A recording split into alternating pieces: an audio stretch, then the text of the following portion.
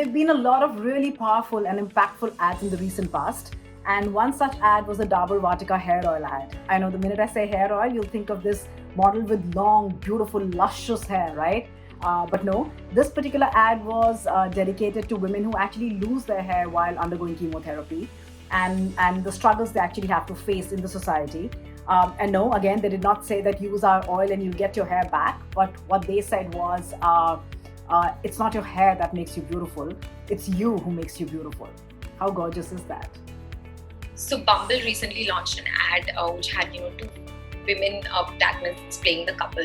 Very cute ad, super romantic, and I thought that was really empowering just because we don't get to see that kind of representation in Indian media now. And not just the ad, I think the entire brand story that Bumble talks about, I think that's super culture shaping when it comes to modern dating, right? Like, women can ask men out, girls can make the first move, in the bedroom, when it comes to dating, the relationships, all of that. I think the world is still kind of learning to be comfortable with women, taking the charge of things, especially when it comes to love, romance, and things like that. That's normally said to be, the man's job. I think that's something that all of us are learning to be comfortable with, even women, especially women.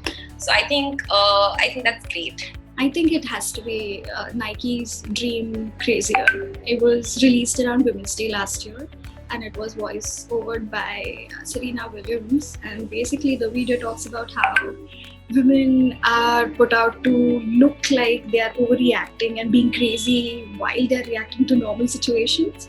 And I thought that, that's exactly what happens to us all the time. We're called crazy, we're told to calm down, we're told we're PMSing, which is not the case. It's just we're reacting to the situation that we're put against. So I think, it ended on a really good note saying, if they think you're crazy, show them why crazy is good. I really like LinkedIn's recent campaign called Take Your Next Step with LinkedIn. It showcases stories of both men and women alike who are using the platform to accelerate their respective careers. And I think what that does in a very subtle yet beautiful manner is that it normalizes the idea of a working woman who's ambitious and wants to take charge of her career. And I think that's very powerful. So one campaign that was really close to my heart is when Whisper launched their campaign about Like a Girl. What they did was they got 20 and 30-year-old men and women to enact what it's like to run like a girl or to throw like a girl, and all of them enacted it as very sloppy and all over the place. While the same question was asked to 10-year-old girls, and they enacted it like any gender would run or any gender would throw a ball.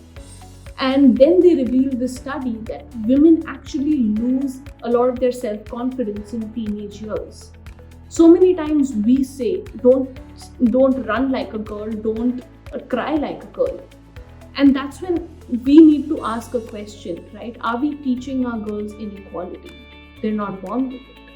So this was one campaign that was very close to my heart. Girls, Girls, Girls magazine did a campaign called Be a Lady with Cynthia Nixon, where she did a monologue about being a lady essentially, and how women across the world are told to do certain things and not do certain things. Whether it be not being too clever or being too thin or being too fat, just how women across the world are conditioned to be a certain way.